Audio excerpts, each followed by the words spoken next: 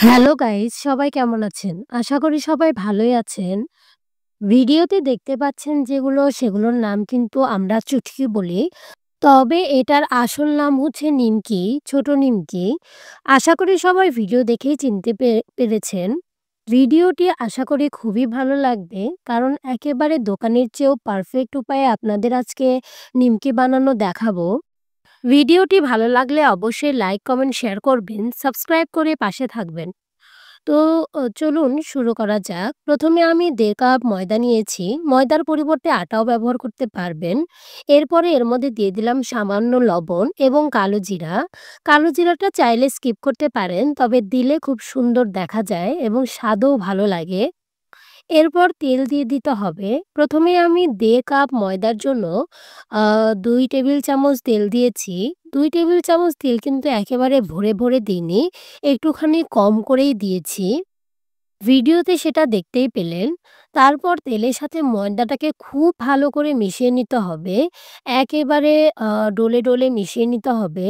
এরপর সামান্য করে পানি দিয়ে এটা একটা ডো বানিয়ে নিব। একবারে বেশি পানি দিতে যাবেন না। আস্তে ডো বানাবেন, যাতে এটা খুব মসৃণ একটা ডো হয় আর একেবারে পারফেক্ট ডো হয়। খুব বেশি নরম না হয়, আবার একেবারে শক্ত ডো না হয়। এরপরে ডোটা বানানোর পরে আরও ১ টেবিল চামচ সয়াবিন তেল দিয়ে দিলাম এর মধ্যে। দিয়ে এটা ভালো করে তেলের সাথে মিক্সড করে নেব। আপনারা দেখতেই পেলেন যে ১ম এ তেলটা কিন্তু অনেক বেশি ছিল। কিন্তু আস্তে এরকম করতে তেলটা কিন্তু আটা নিয়ে নেবে। তখন খুব সুন্দর একটা সফট ডো তৈরি হবে। এই ডোটা আমি ২০ মিনিটের জন্য ঢেকে রেখেছিলাম। তারপর সুন্দর একটা মসৃণ ডো তৈরি হয়েছিল। এখানে চাইলে আরেকটু তেল দিয়ে আপনারা এটা ডলে নিতে পারেন। আমি অল্প একটু তেল দিয়ে এটা আবার একটু মথে নিয়েছি। মথে নেওয়ার পরে এটা খুব মসৃণ একটা ডো হবে।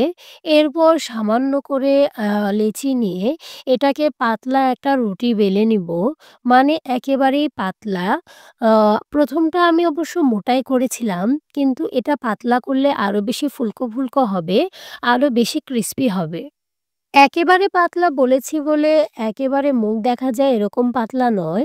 মোটামুটি রুটির চেয়েও একটু পাতলা করতে হবে।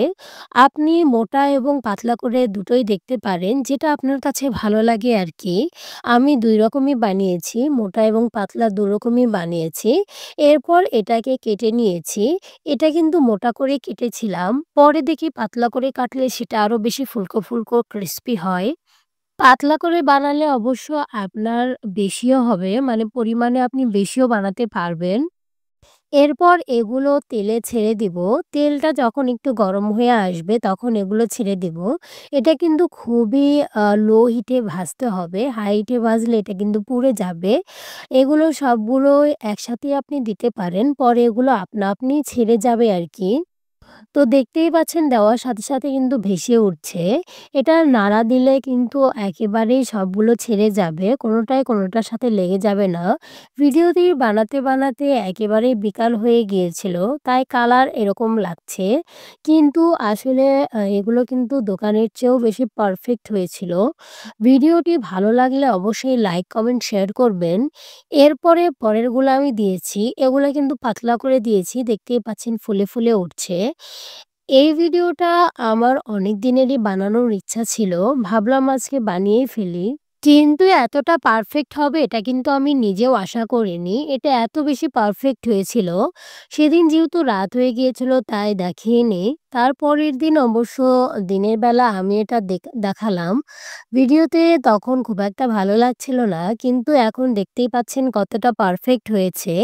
ভিডিওটি অবশ্যই শেয়ার, কমেন্ট এবং লাইক করবেন এবং সাবস্ক্রাইব করে পাশে থাকার অনুরোধ জানাচ্ছি।